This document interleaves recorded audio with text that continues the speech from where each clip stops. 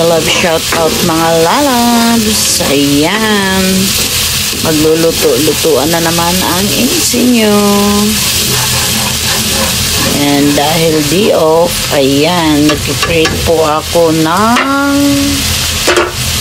tiyadang sumpo. Bawal kasi ng alamang, kaya ito na lang, buhay na lang kainin natin. So, nilagyan ko na po siya ng bawang, margarine konti ang nilagay ko, and then olive oil.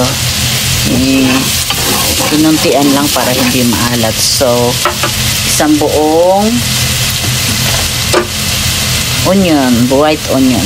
Lagay na natin yung ating shrimp. Ilang piraso lang po yan kasi sobrang mahal. 1,000 yen na po yan dito. Kaya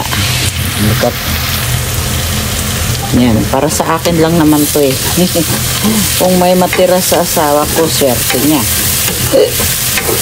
Yan, ganyan lang po yan.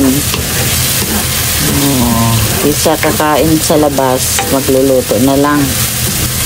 See?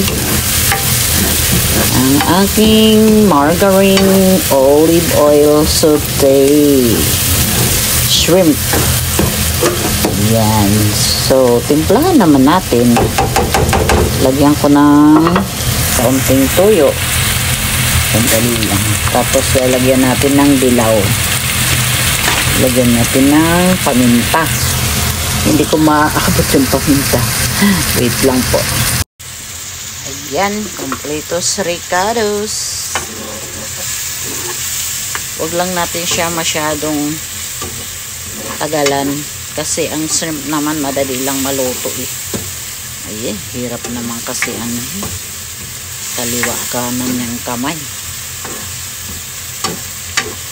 Ayan, takpan lang natin sandali.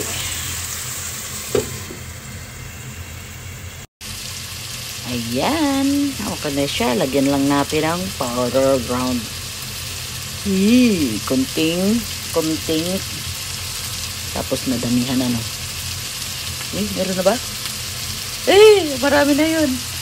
Lagot. Ayan, pirit-pirit tayo ngayon yan. Tadang, luto na siya. Yummy, ang bango. See? Yan. Ready to serve na po.